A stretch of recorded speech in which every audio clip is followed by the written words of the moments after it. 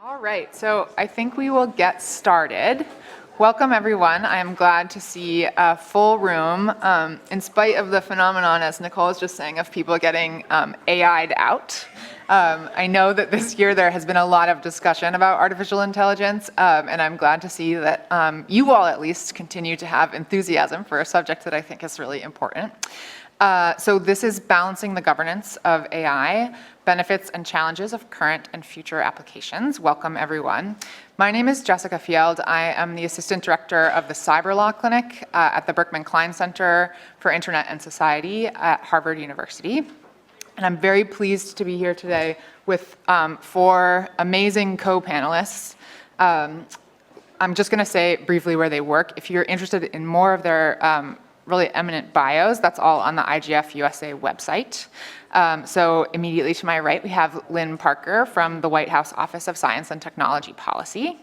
Then Lee McKnight, School of Information at Syracuse University.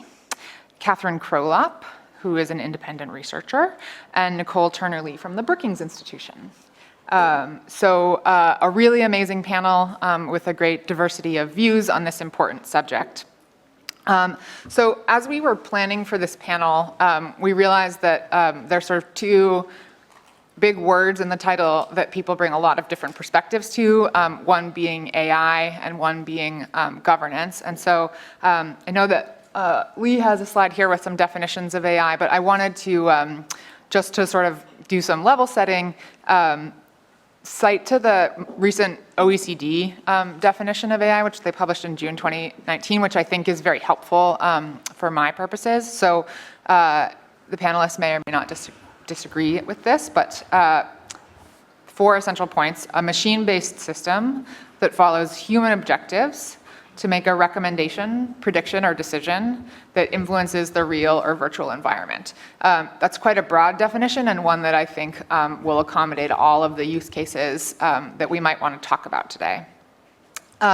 We also talked about a number of different ways to understand governance, and as a panel, we worked down to sort of thinking about it and wanting to organize our talk today by different levels of governance, because people, I'm sure on the panel and in this room, are involved in those discussions at different levels. So we have 6.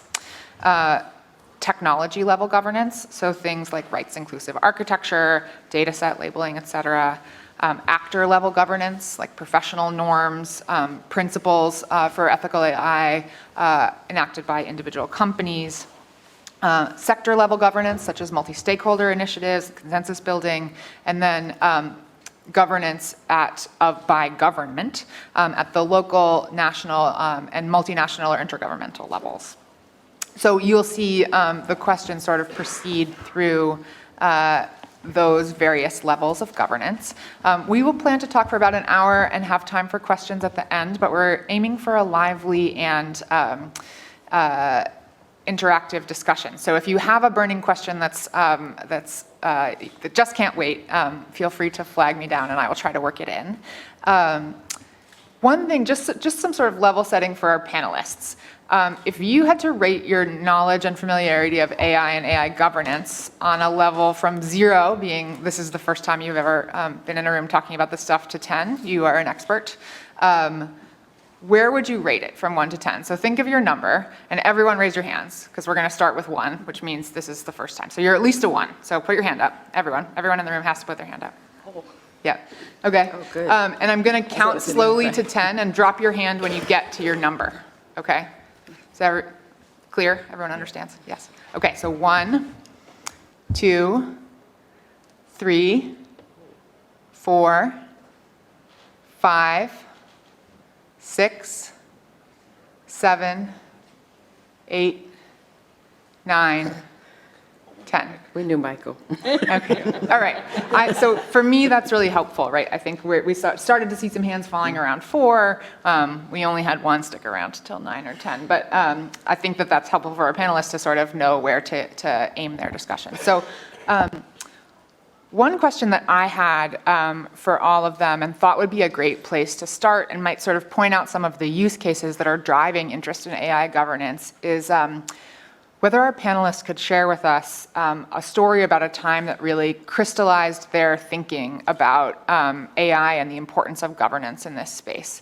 And I'm going to start all the way down at the other end there with Nicol. If you could share a story about that, that'd be wonderful. Thank you. Thank you to IGF for having me. Thank you all for being here for this important conversation.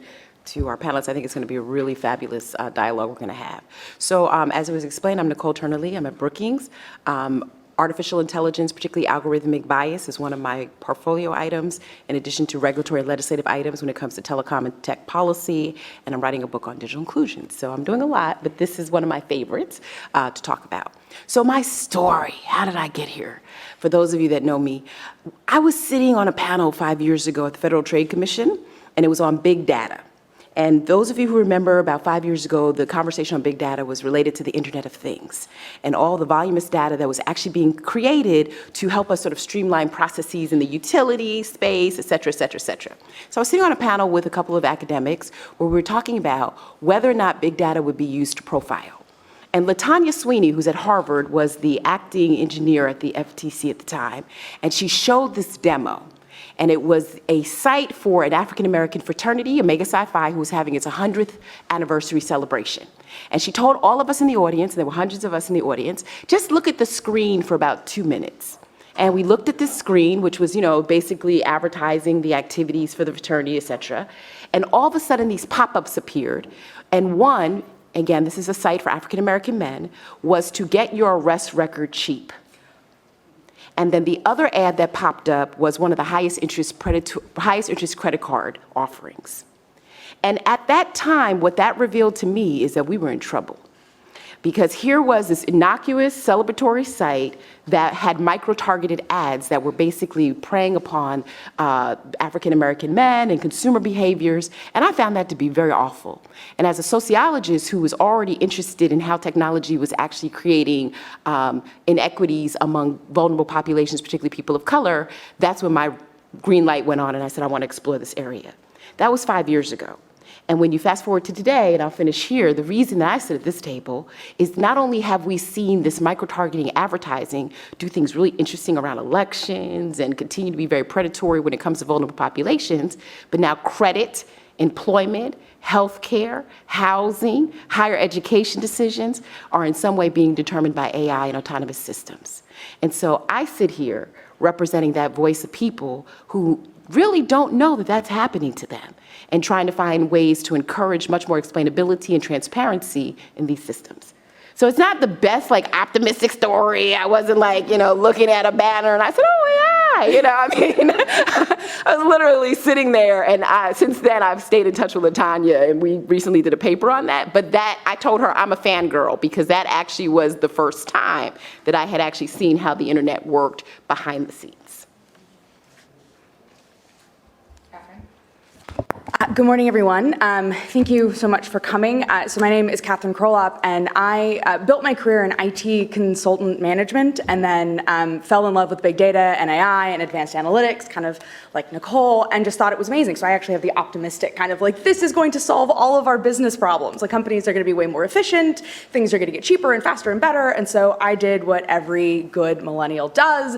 I moved out to San Francisco, I bought myself a down puffy jacket and some AirPods, and I worked for an AI startup that was going to make all data scientists irrelevant. We had developed a point-and-click solution that was machine learning enabled. So if you had streaming data and you allowed us to put an API server-side or sometimes client-side, we could start filtering your data for you in real time and make predictions about your customer base. I thought this was amazing. I thought this was fantastic until I was working with one of our clients who's a very large international media company, and they were saying, hey, we've gotten a lot of our readers to give us their stock portfolio information. So you could track it, right? So, if you're buying at Berkshire Hathaway A, oh, you lucky dogs, you could see how it was performing. But then they realized that they had all of this information, so they could essentially backtrack and make an estimate about what your overall net worth was, right? Kind of scary, because how many people put their wish and dream stocks in a stock tracker? Not many people. But they also owned this real estate website where you could go and look and see what home was available, someplace. And they were asking us to help them figure out how to take the information that they had reverse engineered from your stock portfolio into what kind of a mortgage you would qualify for. And then based on what you had read within their media sphere, did you have kids? So should they be pushing a mortgage for you in a neighborhood that had great schools or parks or some accommodations that children might like? And in that moment, I was like, oh my goodness. Free choice and free will from a consumer, and a consumer making an educated and robust decision. If this kind of, marketing, so to speak, from a company becomes the norm, is going to be devastating to consumers. And that's a big reason why I left industry and I came back to DC to participate in conversations like these. Thank you. Lynn, I know you have a story. Lee, do you have a story to share too? You go ahead. Okay. So good morning. Thank you for the opportunity to be on this panel and to share with you some of my thoughts about AI and governance. My story is going to be more strategic. Of course, my role is that I lead the White House efforts in AI policy making. So I'm Assistant Director for Artificial Intelligence in the White House Office of Science and Technology Policy. I'm a researcher, though. I've been doing research since the 80s in robotics and artificial intelligence. So when I started in those early days, it was a fun, curious problem to solve, way cool to get a robot to do something that seemed human-like, but it didn't have any real societal consequences because it was a long time ago, and we were just getting started in the field. Now, of course, AI has the ability to help us in so many different kinds of applications. And so now in my current role and thinking about national strategic policies and governance needs for AI, sort of the aha moment for me in terms of why we need to get this right is when I came across a statistic about where the top 9 AI companies are in the world. I think about 6 of them are in the United States, 3 of them are in China, and actually, of that top 9, none of them are in Europe. And you begin to think, what are the could there be regulatory reasons for that? And so I think right now we think about China as somewhat no regulation at all. You think about Europe as being very highly regulated as it relates to this space. And then you look at the US, and I think right now we're trying to make sure we get it right. And I think it's really the realization that if we go too far in one extreme to the point where we're so afraid of AI that we want to regulate it out of existence, we're going to miss the opportunity to have so many benefits from AI. And there's just a long list of good applications of AI. So not all AI is the same. Many types of AI can do lots of great things for us, and we don't really have concerns about individual harms. On the other hand, we don't want to be in a society which is a surveillance state, where everyone is being watched and monitored and evaluated based on lots of data that may or may not be accurate. So we need to find what the right balance is. We need to figure out which areas of AI need additional oversight, need additional governance, but not go overboard to the point where all AI is treated the same and we're afraid of all AI to the point where we can't even use it. So that's what I'm trying to contribute to at a national level, is to help us find that right balance. And I think these conversations are very valuable to helping us figure out what that right balance is. Go ahead, Lee. Yeah. Sure. So thanks again for the opportunity to speak with all of you and share this panel. It's great. So I have a sort of a 2-part. Being a veteran of many scenes, I guess, somewhat similar to Lynn, being around MIT as a doctoral student in the 80s as AI Alley withered and died on a prior cycle of hype and confusion around what artificial intelligence meant. That's why this professor insisted on putting up 4 different definitions of AI from the #1 textbook in the world on artificial intelligence. So part of, from early on, I recognized that part of the problem and challenges were where people were using the same words to mean different things. OECD sounds like they did a nice mashup, but highlighting, so going back in time, just recognizing one, putting aside all sci-fi where AI can be like anything magic, so just magic is in the movies, is another word where you can do sort of anything. But really what These are really the classic definitions of like thinking like a human, acting like a human, behaving rationally, acting rationally, from all the different sources. So when people, even in the same conversation, people could be meaning quite different things about artificial intelligence and what they expect. Okay, so now the two-part story from the aha moment of the 90s was when we were doing a big project to do essentially image classification or image processing, which was really fancy to do mid-90s. You needed gazillions of dollars from DARPA to do it. We were fortunate to have that. Footage from CNN, computation from IBM. Okay, and now there was Carnegie Mellon doing all kinds of fancy image processing work for lots of money. And then ultimately, let's see, you know, the video we're using came from CNN, and there's this closed caption text.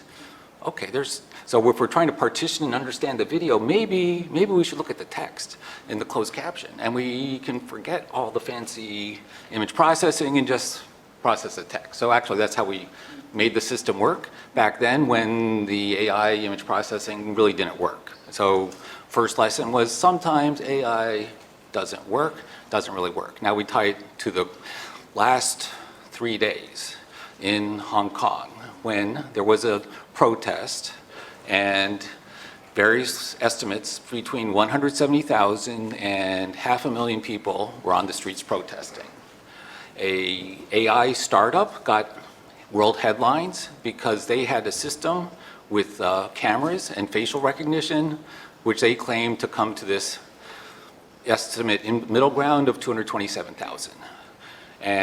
But they were saying, oh, well, we protected privacy because we blurred out the images.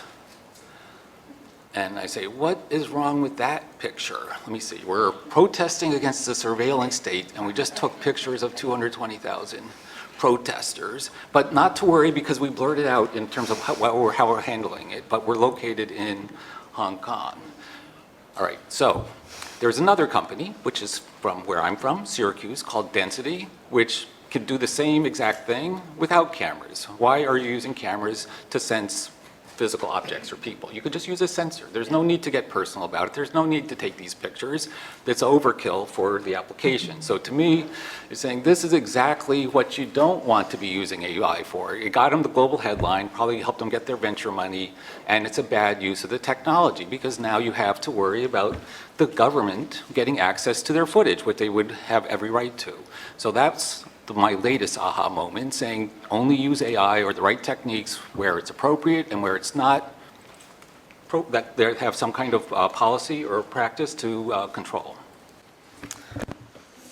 Thanks all. I think that was a great illustration of sort of the breadth of issues that we're concerned with here, from questions of racial and economic justice to national and corporate surveillance to policy and how we encourage responsible innovation. I'm a great believer in the power of narrative, and I think that that was a good illustration of it. But let's maybe start making our way up that governance ladder that we articulated together and start with the technology level governance. So Nicol, you all at the Brookings Institution recently released a report on bias in AI, and it has a number of recommendations for self-regulatory mechanisms. Do you want to talk a little bit about your vision for sort of technology level governance of AI? Yeah, so I think on the technical piece is actually a really great place to start. And part of the reason why I'm a firm believer that that's a great place to start is this particular paper I co-authored with an engineer and a lawyer. And in working with an engineer and a lawyer as a social scientist, it was a very difficult process, I could actually say, because we had different frameworks and contexts for which we placed AI. So one of the areas that we actually did agree upon is how do you sort of create a technical hygiene that makes the AI at least a little bit more fair and much more accurate in terms of the design. And there are areas, I think, in the pre-design which are pretty important.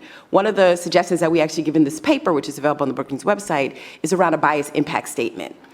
As a researcher, one of the things that I used to always posit among this group is when I actually want to do research of human subjects, I have to go through IRB. So I have to go and get credentialed, and I have to say why I want to study a school environment or a community environment to be able to receive federal resources or any type of grant resources from an accredited institution. What we learned, because we actually did 2 roundtables, is in the technology space, there's a rush to market. So there is not this permission process to develop any kind of tool, particularly when it comes to autonomous systems. So what happens? Most of us in this room have experienced what I call the I'm sorry moment. Instead of permissionless innovation, it's permissionless forgiveness. I'm sorry, I just took your data. I did something bad with it, right? I'm sorry, I just, biased you in terms of a credit app. And so one of the areas that we thought was the best practice for companies was to get into the mode of doing pre-assessment. We often talk about auditing, but what does a bias impact statement look like? And I'll be real short.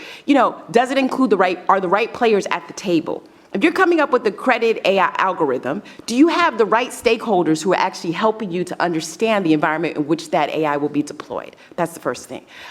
Is there diversity in design? Many of the mistakes that we actually see in algorithmic bias, particularly when it comes to misidentification, has to do with a 22-year-old developer who doesn't realize that their training data set doesn't have representative people, whether it's women or people of color or people who are older. And so making sure that the right people are there and companies are actually exercising what I consider to be, good practice in terms of that.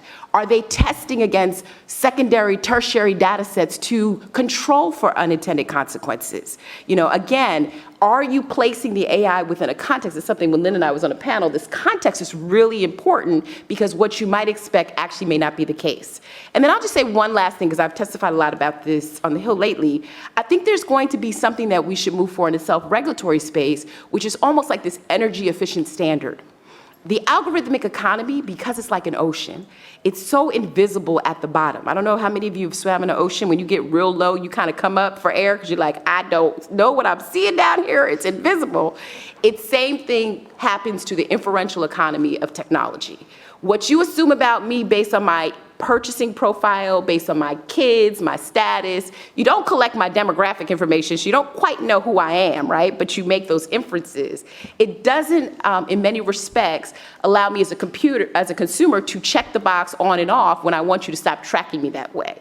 So I'm actually looking at this model, and I'm curious to see what other panelists think. Can we push these sectors to sort of employ what we did with appliances back in, 4 years ago? We now don't buy many appliances without a sticker that ensures that it's energy efficient. How are we looking at these algorithms that are ubiquitously deployed?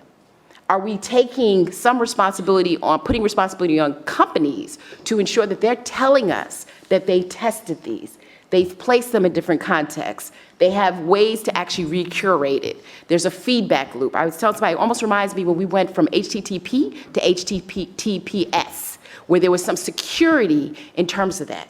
Some people look at me and think I'm a little crazy when I say that. Others actually get it. Because, again, and I think it was kind of mentioned, for the most part, I want AI to actually help me figure out what to buy my kids on holidays. I'm really comfortable with you redirecting ads around tan shoes because I love them. If there are other things that I do on the internet that are me, I'm all for it.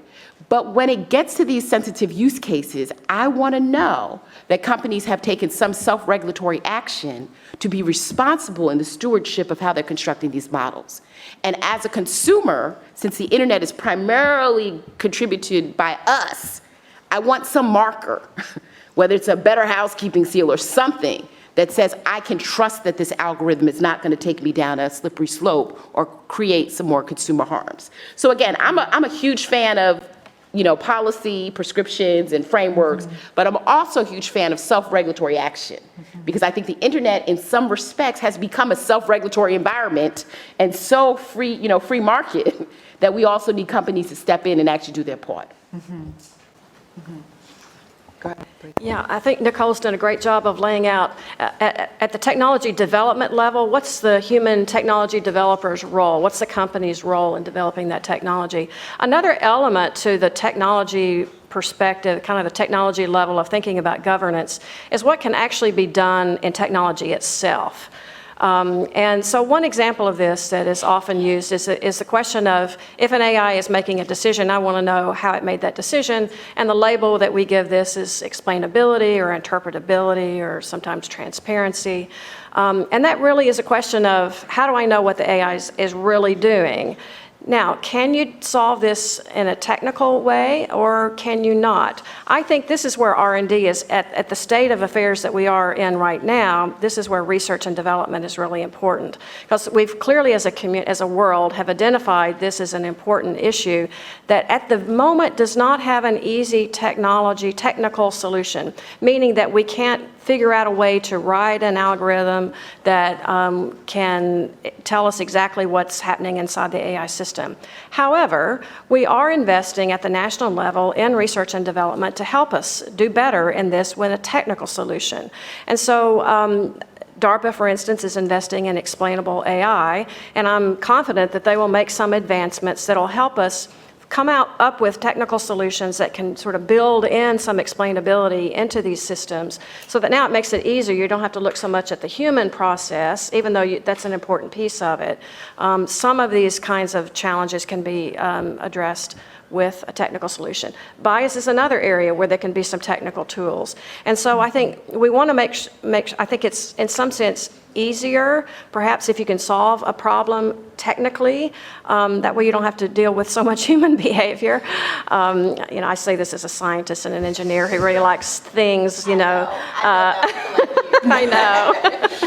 know. But in any case, that's another element to technical governance that is important to consider. Mm-hmm. Yeah, Lee, I know you've done some work on sort of AI security and design for that kind of architecture. You want to speak to that?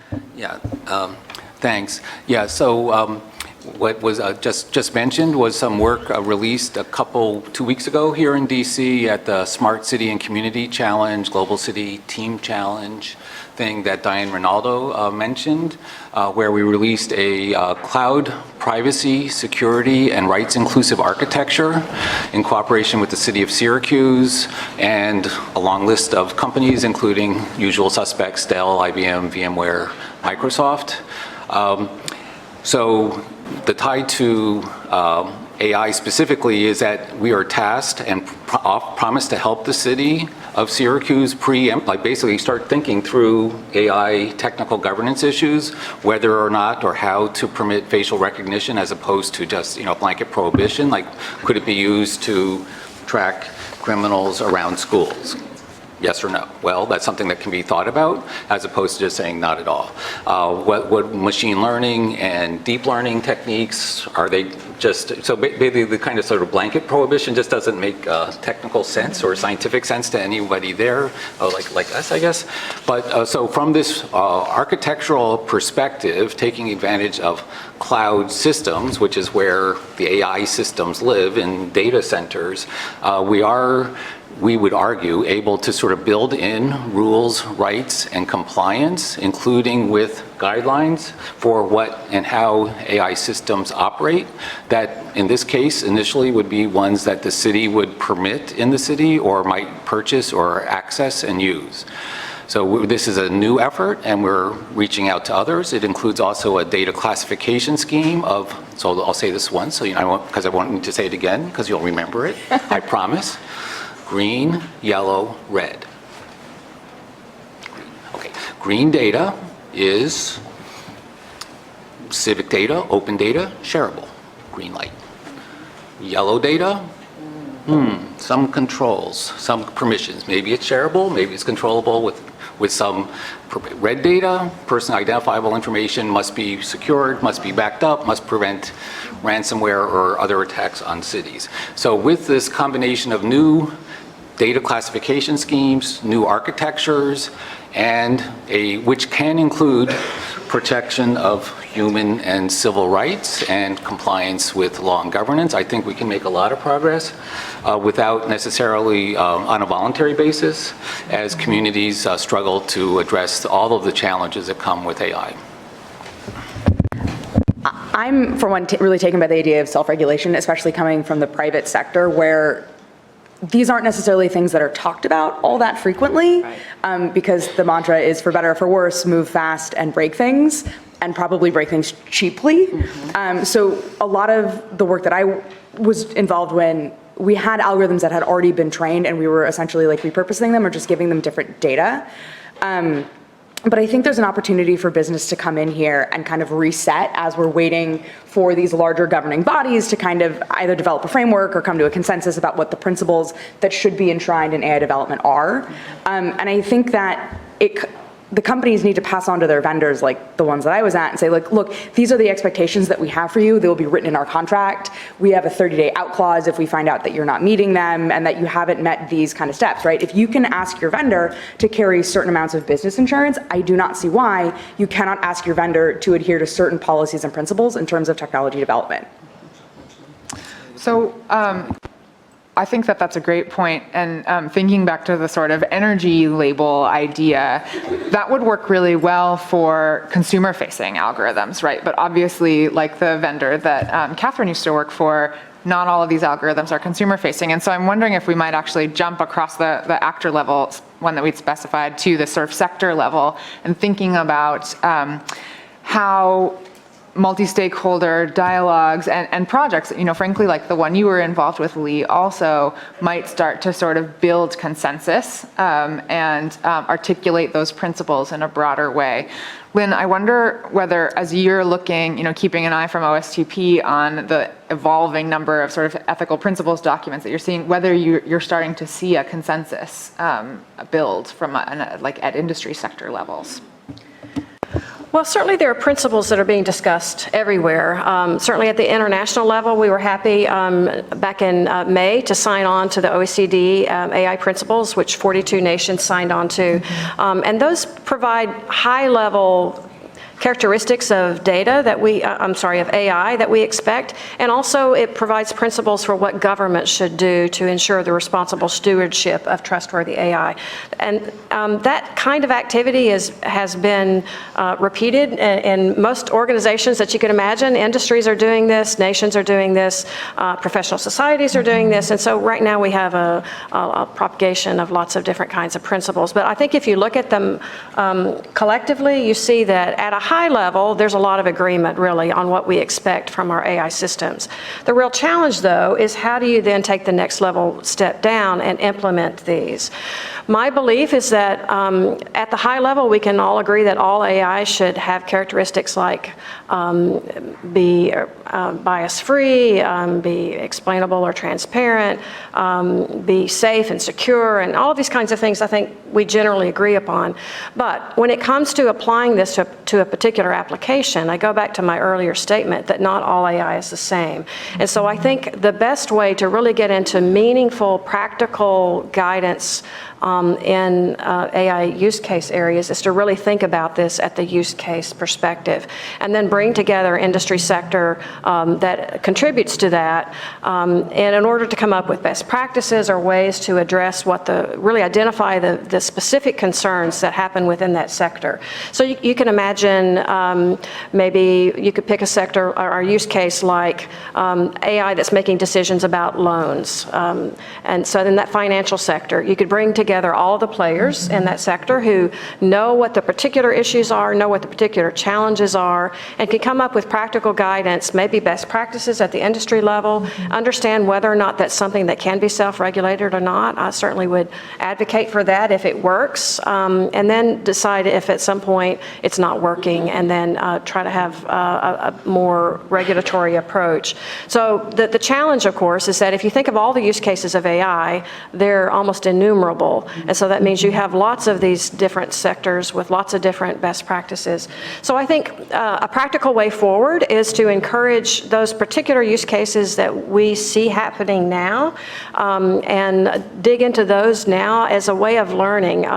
Nicol had mentioned the report that Brookings had come out recently, and that talks about the importance of regulatory sandboxes, for instance, to help us experiment with new ways of guiding and overseeing these particular use cases. And I think that's a great way forward in order to try to come up with meaningful principles.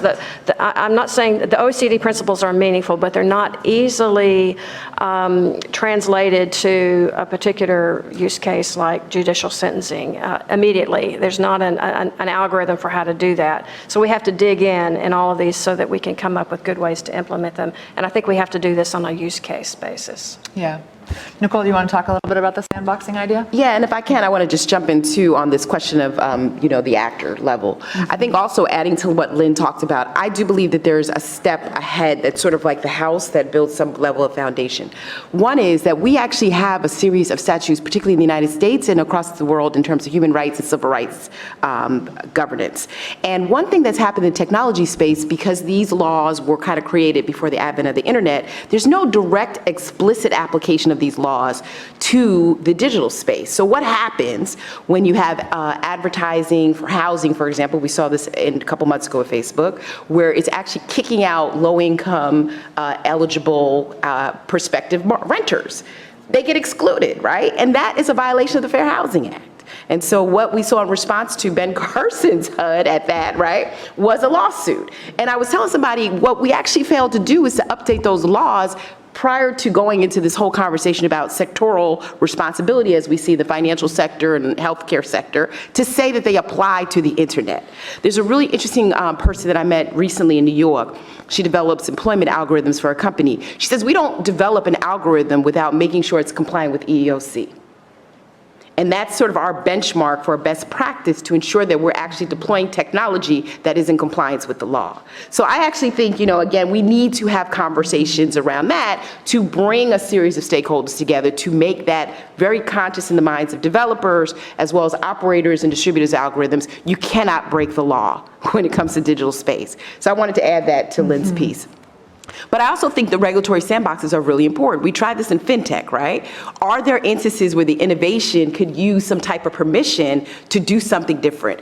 I'm a huge fan of regulatory sandboxes that want to include online demographics. So some people have argued me down about this. Well, do you want, tech companies to know that you're an African-American woman and, your age and stuff like that? And I tell people, if it leads to anti-bias experimentation, if it's something that the government and industry has actually collaborated on, because as a person of color, there have been historical instances where my healthcare data has been used and exploited without my knowledge and without being transparent and induced disease upon my people versus actually eradicating it.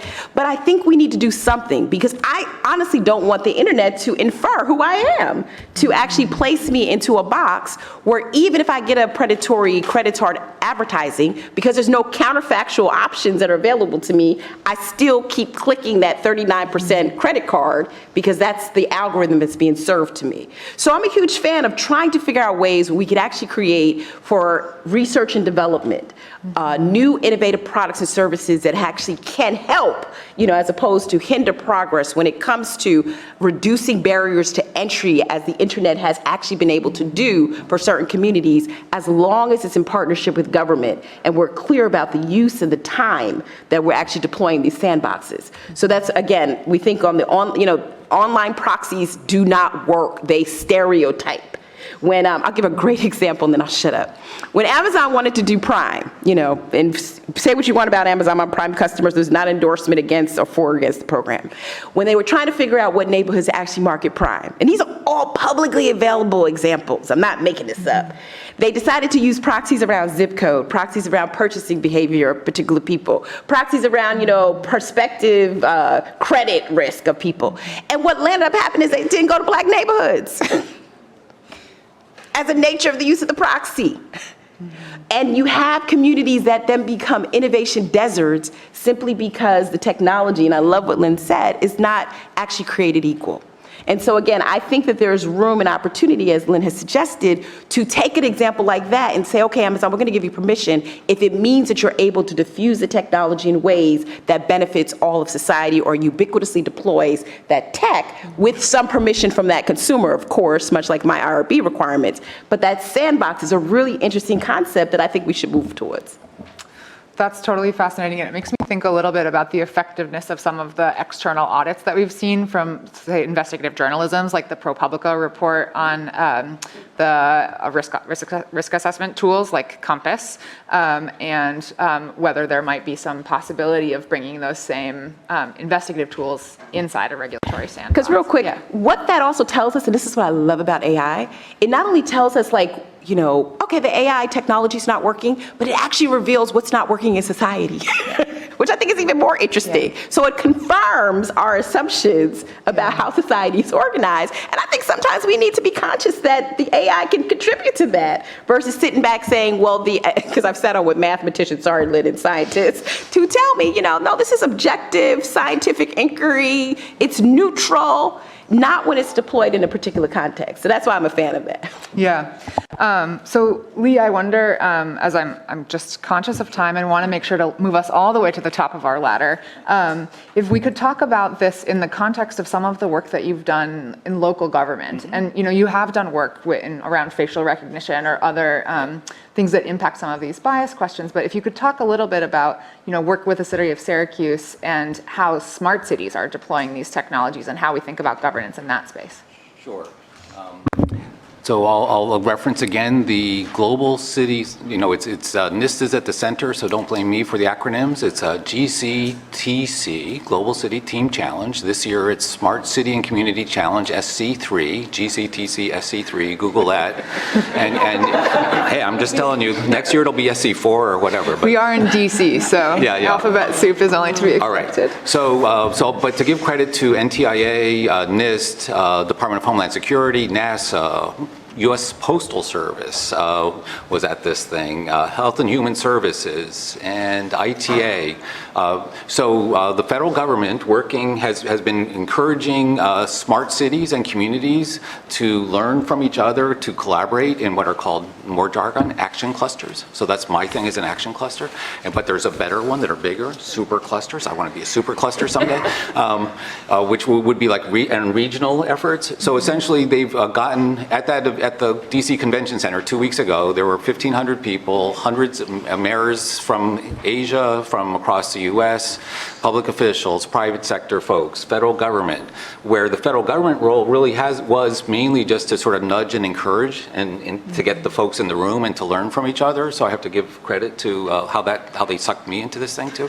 But with that effort, they have this intentional learning from each other. So I'm the one doing the secure cloud architecture, nobody else is right now, okay, but it's part of a broader cybersecurity and privacy advisory committee, so I'll just pause on a moment to differ slightly. So on the one hand, doing this all sector specific, but there's certain things where everybody should be worrying about cybersecurity, privacy, and rights in any AI project, and there should be some common principles. So following sloppy Silicon Valley practices are not good enough when we're talking about things that can harm human life, which is what happens when current systems get hacked. And now when we talk about more capable cyber-physical hack systems, like is in the RAND report recently of fleets of autonomous vehicles used as weapons, and their conclusion is not to worry, it doesn't harm the insurance industry too bad. Okay, so going back to the city of Syracuse, we're from saying, okay, I have the federal government encouraging me to work. I have a chief data officer that has that together, a capable young mayor that's taken a fresh approach, and we were able to, with this kind of anchor between the university and the city, say, now let's get, okay, NTIA introduced me to, there's a group you should called Adaptable Security, which is a nonprofit for helping civic and local officials learn to do better security and privacy practices and audits and risk assessments and all that stuff. Lan Jensen, great person. Okay, so usually I work with NTIA on things. Instead, they're saying, go work with Silicon Valley. Okay, so I suck her into, now she's hanging in Syracuse too. And now we have these other companies that we're interacting with, either academically or professionally, across the university, IBM, Microsoft, VMware, Dell, saying, yeah, this approach makes sense, and if we're not telling the city what to do, we're not changing purchase decisions, but we're just offering advice. So it's a way to sort of provide collective wisdom, just as we do here at Internet Governance Forum, but at a local level. Now at this super cluster regional level, there's like the whole state of Colorado is I would say, innovation zone or region for these activities, and there I can see a lot of things happening. So the same multi-stakeholder, public-private partnership, participatory approaches that we here practice, we can see echoes of, and it's not accidental, it's NTIA that helped get us the internet to this point, that's helping coach and lead this across federal agencies, across private sector, across local communities, and also internationally, so that, because it doesn't make sense to really do this ultimately in a way where we're isolated. So at the moment, I got a brand new architecture. Nobody laughed me out of the room 2 weeks ago, and I'll try to, proselytize it. I'm thinking, do I go to which standards agency, or do I just talk to these different regional clusters and try to get some grassroots adoptions, whether it's Colorado or somewhere else? I'll work on that tomorrow, because there's a call with everybody in this thing. So anyway, this informal collaboration where there has to be a certain level of trust, because if there's a town, if we didn't have the relationship that we did with the city of, the mayor, they were freaking out, I'll be honest, about this secure cloud after they agreed to it in theory, and now Lee has them saying, okay, you're going to be on the panel, you got to come to Washington, you got to meet with these federal officials, and oh yeah, here's all these big companies, and they're saying, what is happening here? And you haven't shown us the architecture, Lee. Where is this thing you're talking about? So it's a different model where the city officials have to recognize they need help and say, you know what, just trying to do facial recognition on our own with our 5 IT staffers that are savvy, that's not going to work. We need a little more help, but we can't get it just in a formal way, just from one company. It's not, because they're going to tell us what works best for them.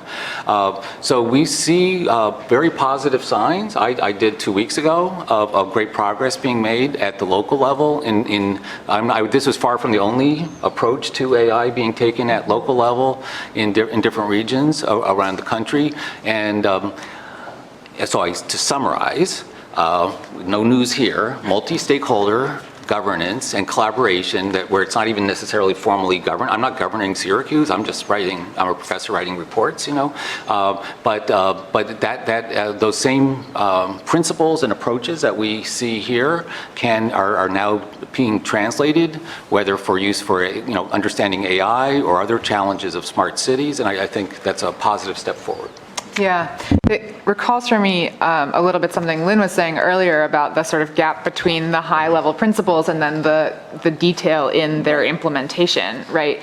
And it seems to me that it's a real challenge to expect local, regional, state government folks to understand so many aspects of this, right? The emerging technology, what's happening under the hood, especially when we have companies sometimes pushing back on disclosing that type of information. Also, both the intended downstream effects as well as the unintended possible ways that these things could be exploited. I wonder if Kathryn or Nicol, from the perspectives that you've raised about bias and consumer protection, if you have thoughts about how we can support governance at that levels and government decision makers. I have a few thoughts on this.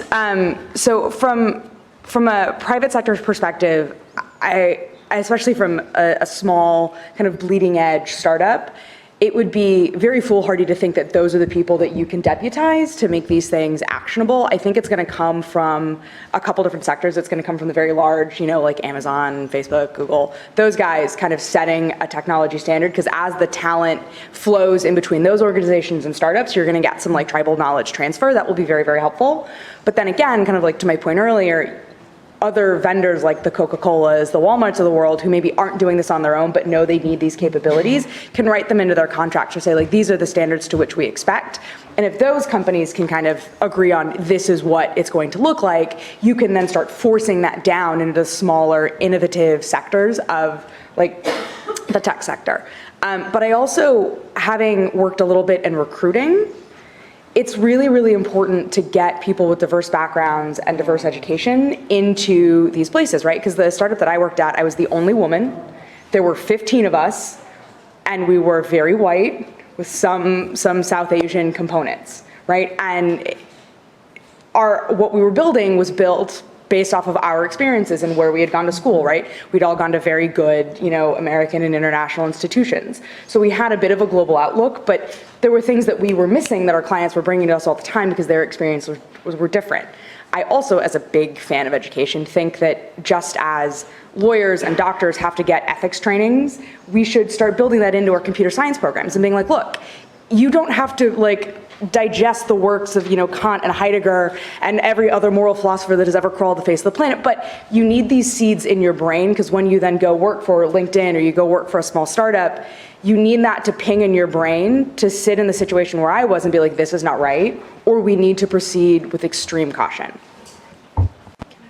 Oh, sure. Hey, go ahead, Lynne. Yeah, excuse me. Yeah, to build on that a little bit on the education piece, in addition to having a strong education for the people who are building the technology, I think it also helps for all of us to have a good education about some computational thinking ability to figure out what might this AI be doing, so that then you know where to ask the questions as a consumer, as a user of the technology, so that we're somewhat more literate on what the technology can and can't do, so we can really focus and have a good conversation societally about what the true concerns are.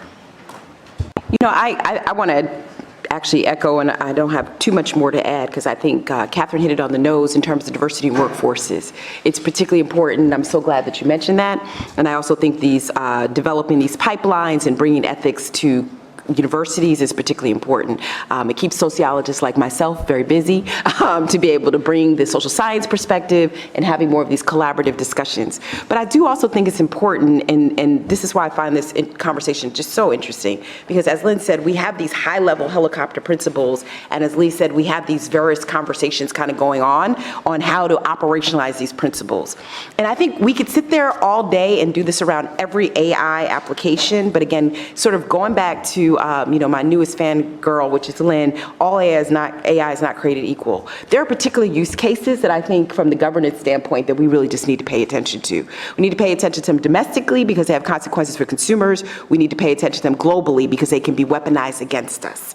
And I think that's an area where, as we look at this conversation and come up with harmonized norms and values on how we're really structuring AI governance, what are those areas that we as the United States care about, and what are areas that we want other countries to care about? We don't want to have vulnerabilities in cybersecurity. We don't want to have models which are flawed that can be weaponized by China against the US and vice versa. And I think those are really healthcare, energy, AI applications, et cetera. I think those are really important areas of governance that we have to have a clear conversation around that. I would also say we have to also have a conversation around the improvement of the technology. What we're seeing a lot in the area of bias is, partly the whole historical implications and societal implications of how the data sort of outputs the same results of what we actually see externally. But what we're also seeing, and this goes back to Kathryn's point, is we're seeing flaws in the development of these models simply because the training data is underrepresented or it's overrepresented. So when it's underrepresented, and I just heard this example the other day that just kind of floored me. Autonomous vehicles are hitting, people who are darker complected because the design is not actually the model is not created to sense their skin complexion. The same way that facial recognition misidentifies people of darker skin hues because the technology is flawed. And so I think we have to go back to this conversation of additional R&D in the space of bias experimentation to ensure that we correct that.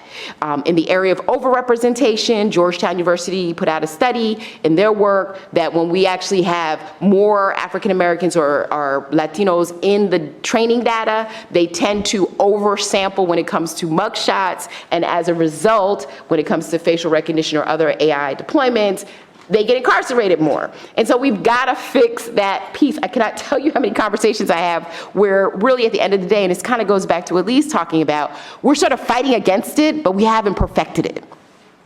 And I think we have to find ways on the governance side to have an honest conversation around pipeline, but whether or not these technologies even work, and whether or not we should even be thinking about deploying them there because they're not ready. And so I would like to see from the governance perspective, I haven't seen this, outside of NIST in a working group where we're actually having honest conversations. The House Financial Services Committee convened a conversation on AI.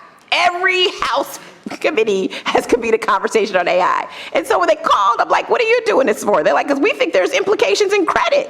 And the first panel, it consisted of education.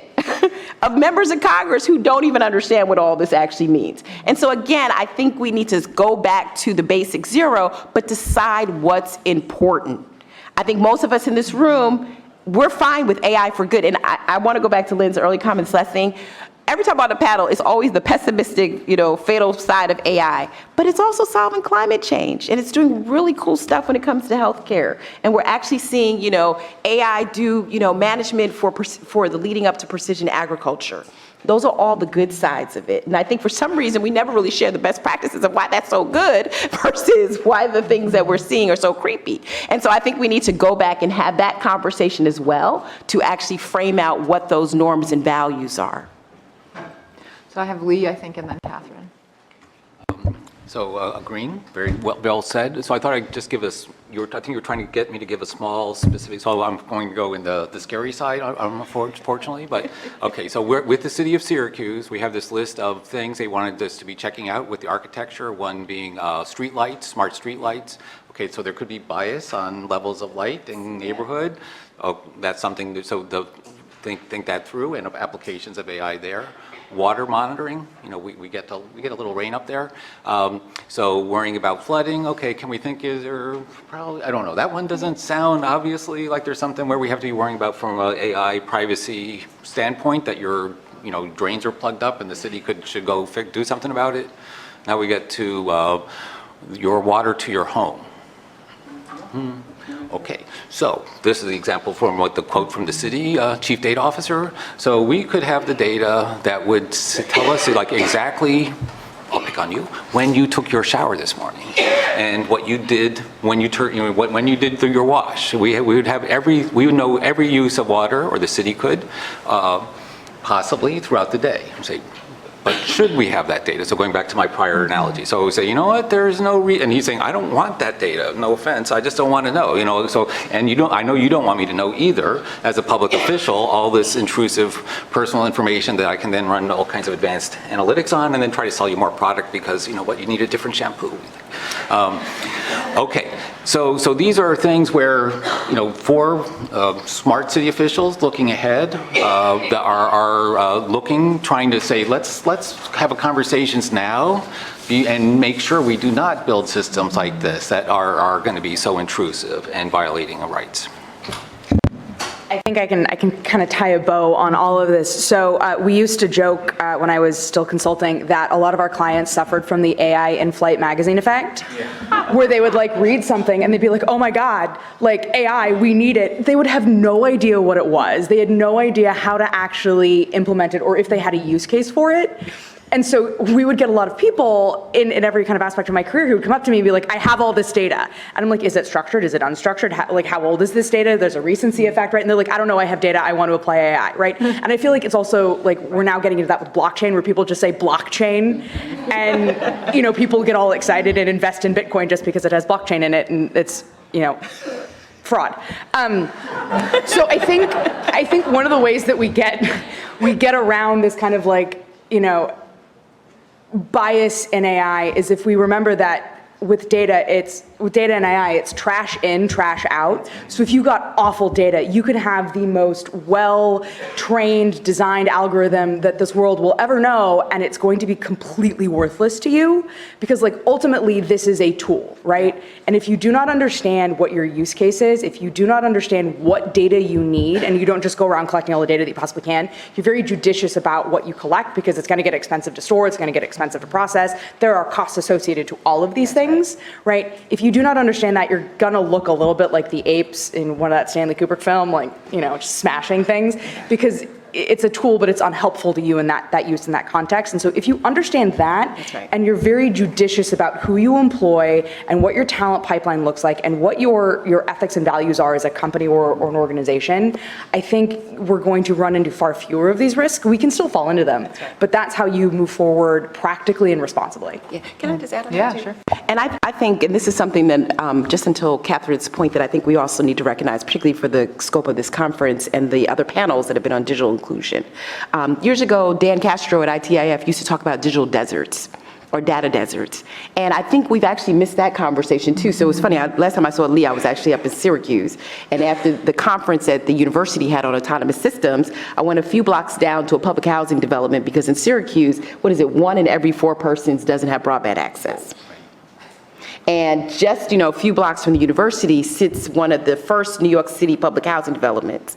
And as far as my book, I've been going out and talking to people. And here are people who are just unmoved by what's actually happening in the tech space. And as I was listening and talking to people, and I thought about all these emerging technologies and the fact that, being able to use an Uber to get your child to get asthma treatment, or being able to have functions that actually deliver you services that are much more cost efficient and respond in real time, these people don't have, because they sit on the other side of the digital divide. And so I think as we as experts begin to deploy these technologies, we also have to understand that the data is also automatically skewed by the people who are not represented in that data set, or who will never get access to these technologies. And what are they losing? And what innovations are we not bringing to those communities as a result? So when you look at light poles, or you look at smart water systems, if the water system is already broken in Flint, AI is not gonna fix it. If people are already poisoned by it, right? What it should do is, again, and that's why I think with city governments, AI governance in cities is particularly important, because the scrutiny of the effect of what can happen to citizens who pay taxes and who expect a certain stewardship from their government, it could be detrimental. So I totally agree with Kathryn. Procurement is one that we've had the AI moment where everybody was like, AI, we're gonna use it for potholes and this. And then we're finding out in studies that the potholes aren't showing up in the communities that have the worst streets. And those people don't have smartphones to report them. Yeah. And so I think as we go forward, this idea of inclusive and responsible AI has to be the crux of the structural and these behavioral variables that actually lead to good governance. And I think, again, I think we've started this conversation, Shane, at IGIF, but it's something that we need to continue to talk about. Yeah. So let's take it up from local-sized potholes to national-sized potholes and pass it over to Lynne to address those giant pits. How are you thinking about the role of national governments in AI governance now? So I can certainly tell you about what we're doing in the administration. So as many of you hopefully are aware, in February, the president signed the executive order establishing the American AI Initiative. And one of my roles is to make sure across the agencies that we're delivering on all the many actions that are called for in the executive order. One of those actions in the executive order is to for OMB's Office of Information and Regulatory Affairs to come out with an AI governance memo that talks about regulatory and non-regulatory approaches to the oversight of AI. Now, the intent and the objective of that is to help us come down a little bit from those high-level OECD principles to begin thinking about some consistent, predictable ways that we, across the oversight cases of AI, that we can help establish what those principles are for how to consider the regulatory approaches or non-regulatory approaches to AI that would apply across all use cases. Now, this memo will come out, it will be directed to agencies, federal agencies, who have regulatory oversight over use cases of AI to provide these oversight principles about how to think about the regulation. And a lot of the conversation that we've been having today is hopefully going to be encapsulated in that, in the sense that you do look at use cases, you do look at what is the risk that a particular application offers or harms that might come about, and then consider that as digging into it more deeply as in terms of what the regulatory challenges are there, what needs to be done. So this memo will be coming out sometime, hopefully later this summer, for public comment. The interagency right now has been working hard to draft this. And once that comes out, we are going to try to advertise it and welcome everyone's feedback on does that memo provide appropriate guidance and appropriate level? It's going to be high level. It's going to be, again, some principles, but it's more like regulatory principles and non-regulatory approaches, including things like sandboxing, perhaps, of ways that we can move forward consistently across all of the use cases of AI. And then what will happen next, as called for in the President's executive order, is for the agencies in the 6-month period after that memo comes out to come up with their own plans for how they intend to be consistent consistent with that regulatory approach.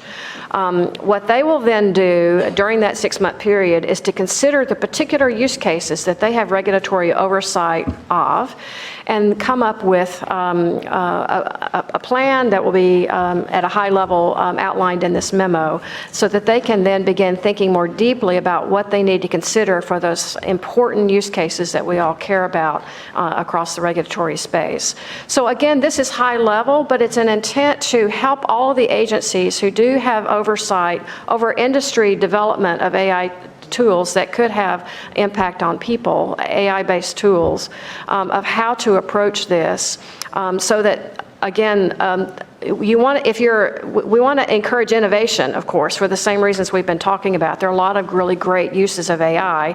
We don't want to make it so heavy-handed that no company will ever build up an innovation, AI-based innovation, because they have to do these 5,000 things in order to prove all sorts of characteristics of the AI that may not even be needed, like the example that Lee gave of trying to prevent flooding using AI tools or whatnot. I mean, that probably has much less potential individual harms. So in any case, that's what we're doing at the high level now in order to try to provide the agencies across the board with principles for how to do regulatory and non-regulatory approaches.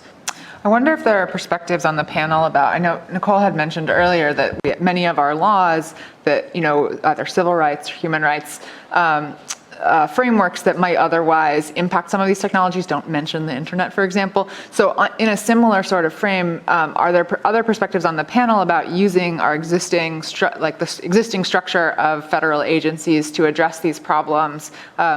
Do you feel like that will be a successful governance mechanism, or do you think that perhaps a different approach might be merited? So I wanted to mention the co-leader of this GCTC, I'll stop, is the co-lead of the New York Civil Liberties Union. So in terms of rights inclusion, participation from the beginning, that was explicitly concerned that we wanted to make sure this is all in dialogue which is also sort of echoes and reflects to the national level concerns as well.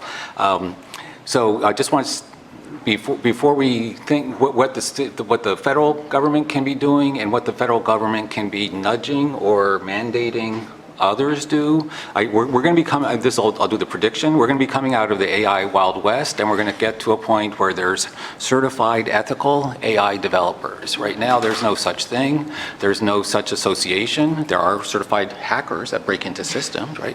There's information security professionals, there's privacy, but there's, for this people, there is no training mechanism. Right now, we've got all these principles and practices. So this is something where it's either industry is going to figure it out by themselves and start recognizing that this is going to be something that's important to sell their systems, that they can say, oh yeah, we got this certified ethical developer that made sure everything was done properly, as opposed to saying, yeah, just trust us, which is where we are right now on these systems.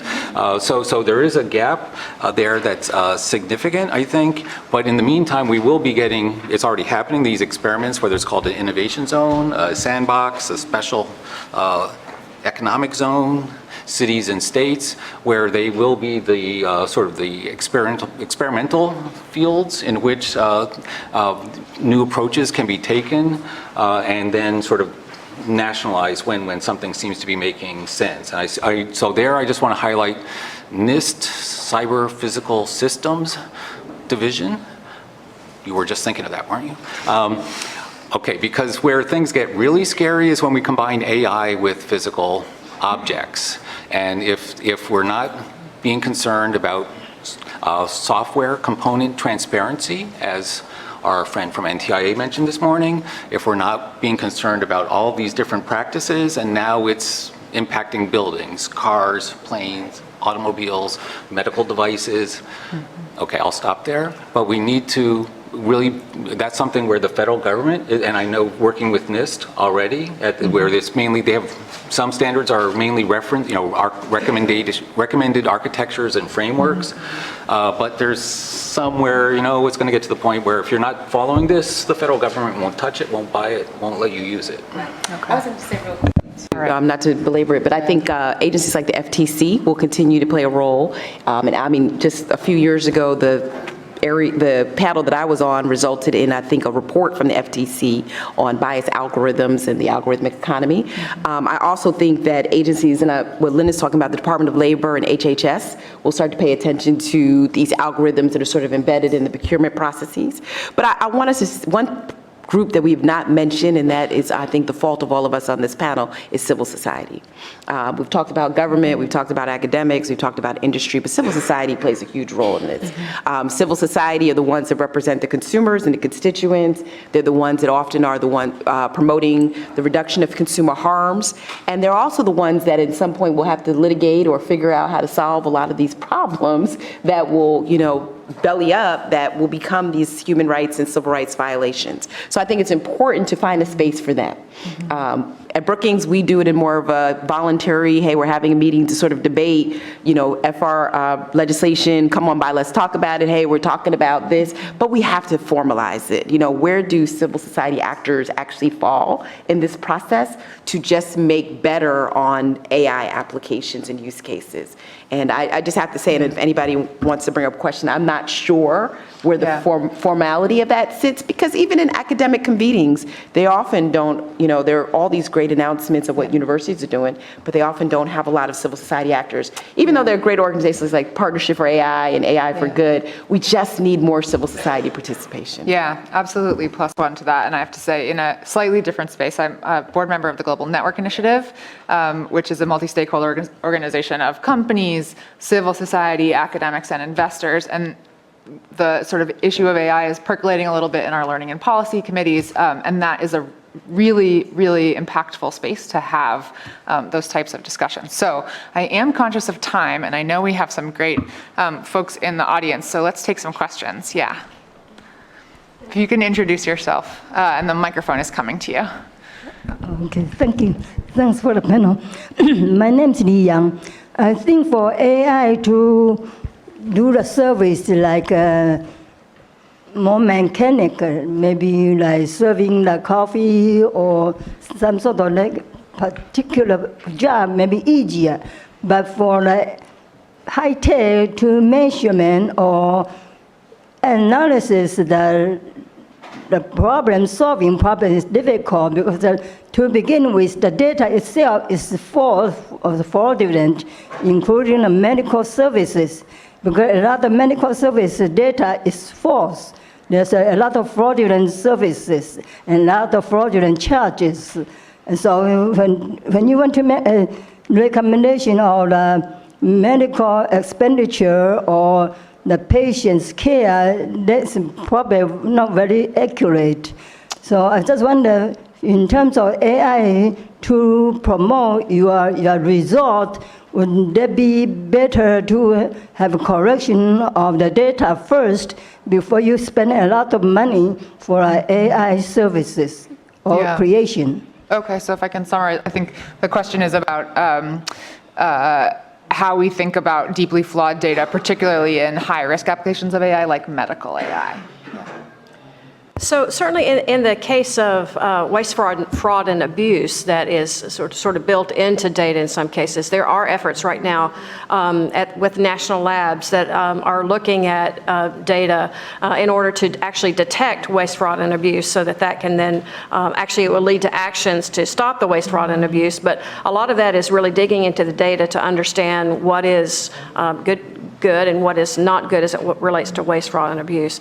But more broadly speaking, I think the challenge in general of making sure that we have good, clean data that's representative of the use case is an ongoing data science problem that we've been working on as a community for a decade at least. But it is an area that has active work, but it is certainly, it's not that that's being ignored. I think certainly there's a lot of effort going on in that area. And the question is, when we apply AI to that data, is there a way to apply the AI such that it can be somewhat immune to some of these challenges? But it is an ongoing, it's not an either or thing in my mind.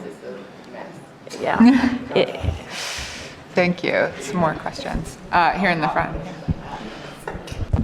I'm Mike Nelson. I've been working on tech policy for about 30 years, and I have to say, in that time, I've never seen more clueless discussions about any tech topic than I have seen with artificial intelligence. This panel is the obviously. exception, Yeah. and you are doing say, a Mike, those great are fighting job of dispelling. Those are fighting words.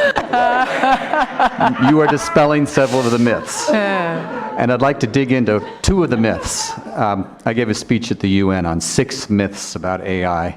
You've touched on several of them, but one of them that's really important is something that Lee and Lynne both mentioned. I'm not going to ask a question, I'm going to do what you did and do a survey of the panelists. Great. And anybody else who wants to put their hands up. So the question is, today, what percentage of the value and profit that we're getting from artificial intelligence involves data that is personal, identifiable information? So put your hand up at 0, right? Okay, all your hands up. I'm gonna keep your hand up until you take it down. Okay, so put your hand up. So 5% of the value is from information that's not personal. 10%, 20%. 30%, 40%, 50%, 60%. Okay. This is really interesting because, at least in my observation, most of the money is being made from managing sewer systems, truck fleets, and yet everybody's worried about the personal information. And we don't have agreement on this panel. Second question. I was just in Europe for a year. Everybody's terrified of AI because they're convinced that the American tech titans are going to control it all. This is a survey, same thing. I'm going to ask what percentage of the value and profit from AI will be captured by the tech titans, the 10 big American and Chinese companies. Mike, you're not being fair to Lynne, who's, as a federal employee of OSTP, has to say we're in a terrible race and we have to catch up with the Chinese and the Europeans. But the myth here is that people do seem to assume that 10 companies are going to get all the power and all the money. So just to do a survey of, again, the whole audience, how many people, I'll start with 0 and we'll go up to whenever there's no hands left.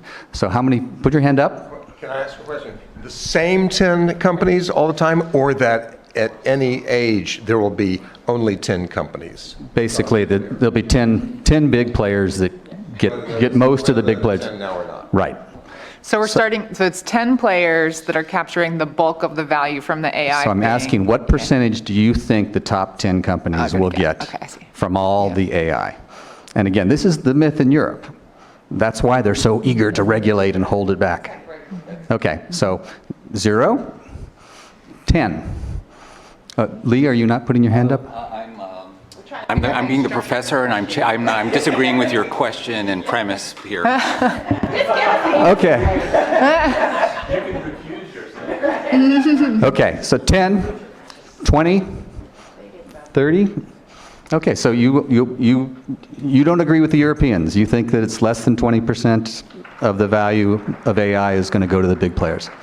I think part of the challenge is predicting the future, and one of the things that we're trying to do with the American AI Initiative is to help do what we can to level the playing field so that it's not just about winners and losers, but it's about doing what we can to help everyone have more of an opportunity to participate. So some of the actions that we're doing are things like making more data increasingly available, broadly speaking, in a protected, appropriate way, consistent with privacy, civil liberties, and security concerns, if appropriate. But that will then provide the data that's needed so much for the people who have great ideas but aren't necessarily at the big tech companies. Similarly, we have actions for increasing the availability of cloud computing for those who are doing AI R&D, and also high-performance computing resources that the federal government has that can make them more available. And so this can then provide the resources that your everyday people in academia or in small companies, medium-sized companies, can show how their great ideas can lead to good products and services. So I think it's a little bit hard to predict what the future will be in this area. I think education and workforce actions are so key to allow more people to participate, that can allow more innovators to create more companies that will then allow, again, to be more broad-based. And so that's why the actions that we're also taking in education and workforce to help provide more people who are skilled in these areas and it could be good contributors in these areas is so important, again, to level the plane here. As a European, you should die. Okay, so just you use the word value when the 80-20 rule would apply to profits. So whether it's Apple that makes, like if you looked at the 200 smartphone vendors, and Apple is essentially making 90-80% of the profits out of the whole sector up until some years ago. I don't know exactly the latest numbers. So on one level, the big tech companies are, if you go to AWS, you go into their AI tools, and any startup can access the most advanced tools in the world and create a new product and service using the advanced techniques. On the other hand, they're getting it from Amazon or from Microsoft Azure or IBM, from the handful of vendors or another handful in China, which again, officially here in Washington, we're supposed to be worrying about the investment in AI in China that dwarfs the investment by the federal government here. And I disagree with that, but that's another question. Honestly, I blame Sarah Connor. Like how the people that just live outside of this room, they're not stupid, they just don't know, and there's a massive knowledge gap. Like I'm originally from California. I went home for my best friend's wedding. We're sitting around, kind of chatting as you do, and I told everybody what I did for a living, and they're like, so when are the killer robots coming to get us? And I was like, Elon Musk hasn't cracked it yet. I'd be more concerned about like what companies are doing with your personal data, but people just also don't understand that machine learning and AI touch their lives every single day. Like if you have a Netflix account, however long you've had it, you've touched AI every time you've touched it, right? So I think there's also like a layperson education piece that needs to happen where it's like AI isn't going to kill you unless somebody really hates you. Right. And I would just say, Michael, on your point, and Michael and I, we've been around this corner several times. I think the issue with AI is really not the typical conversation that we had years ago around personal identifiable information. I think it goes back to what Dr. Michael Kearns had talked about at Penn and Aaron Roth, which is about this inferential economy, the assumptions that are actually part of the voluminous data that create these more micro associations that are actually, compared to many of us who watch the FTC regulatory structures and data mining and third party, et cetera, we're now seeing like the construction of information in ways that we didn't see it before. And I think that's become valuable versus knowing my address or knowing, who I am, my height, all that other stuff. It's knowing the value of the data that sort of surfaces around my identity, which has actually become valuable. I also think on the idea of the percentage of tech companies, every company now is a tech company.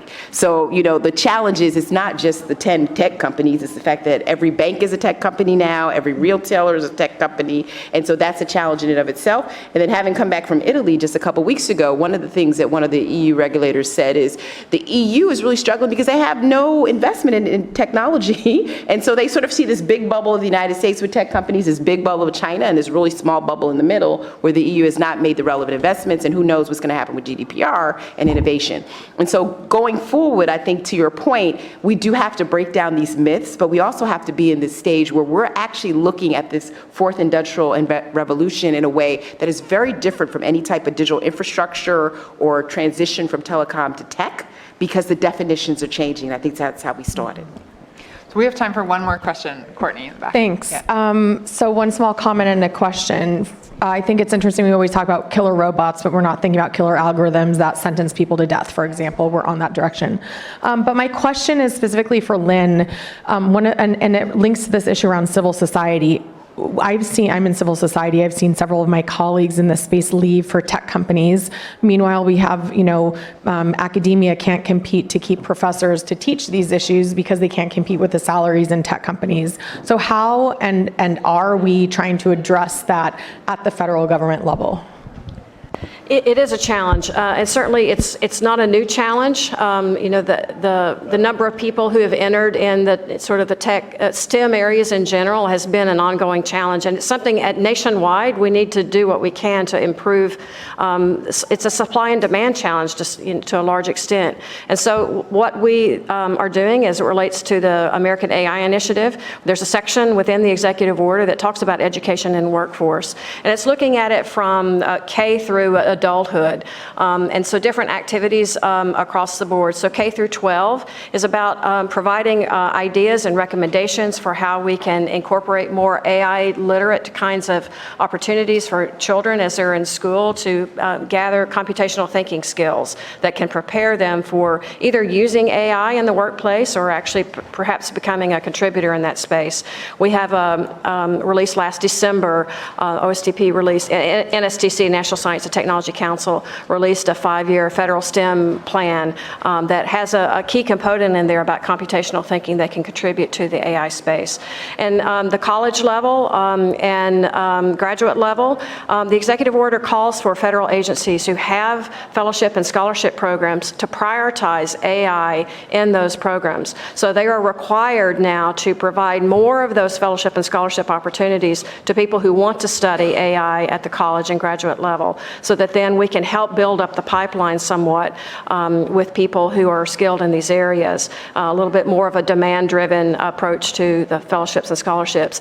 And then it's very important because of how rapidly the AI era and automation and technology is changing work, changing the nature of work. It's very important for us to also provide opportunity for people at the adult level who might want to have opportunities to enter the field, or their skills have gotten out of date, even if they studied technical areas in their training, their formal training, they may have gotten old after about 5 years.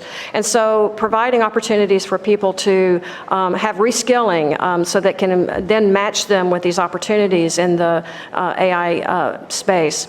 And so with that activity, we're leveraging the President's National Council for the American Worker. I think it's either today or tomorrow. They're having the 1-year anniversary of that, and the Pledge to America's Workers, which is about partnering with industry who are providing opportunities for people to have reskilling in this era of fast-moving technology, so that people now can get those skills that they need that are matched with what open industry jobs are. And so you're talking about industry. I'm talking about how do you keep academia and civil society. This is all about serving industry. So if you have, it's actually, industry can provide some of these skills, but I think in academics, if you're talking about people like faculty members, then having the fellowship and scholarships that I talked about at the college and graduate student level can then build up more people. I think if you have more people, then you could spread them out across more industry, academia, and government has a challenge too. You know, we need more experts in government. And so I think there's issues at all of these different levels, and certainly as it relates to the experts that you want to have in academia to teach the next generation, which is so important. We don't want to eat our seed corn by pulling out all the faculty members and having them go to industry because of the dollar amounts. But I know we're about out of time, but I'll also mention that a lot of people go to industry from academia not just because of the dollars, but also because of the opportunities there. They do have access to data that may not be available otherwise. They have access to computational resources that might not be available otherwise. They have access to interesting problems. And so that's again why we're working to make more data available, more computational resources available, so that people don't feel like that they can only test their really great idea by going to some big tech company, but they can do it where they are. Right, and I would just, the Congress has actually worked on several bills to answer your question, which is to actually bring more resources to the National Science Foundation and other places that are endowing universities with this type of research. So there has been a push from the Science Technology Committee to start thinking about this, one, for pipeline issues that Kathryn actually addressed, but also where are there dollars available for research. But I also would add on to Lynne, I'm a sociologist working in this space. We need more people who are not just engineers and mathematicians to be resourced to do this work. At the end of the day, these certified ethical standards standards bearer people that Lee talked about, they can't all be like him, because you need people who also have other contextual experiences with the technology that can also certify that. And we don't want to create, this bureaucracy where the only people who understand the AI are the AI people. We also don't want everybody to go to industry to actually make those decisions around the fate in the future. So we like people like Kathryn as well. So I just wanted to add on to Lynne's piece that Congress is also working to infuse several bills around more research data for the university.